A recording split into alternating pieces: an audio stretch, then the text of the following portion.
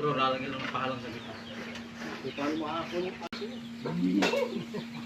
Hindi pa nabubulog niyan. 2 taon lang ako, pinabibilan lang. Kaya ikaw nga ay ako hindi ko Para sa amin ay pangat. Pitan yan, kaya lang doon sa iayas siya.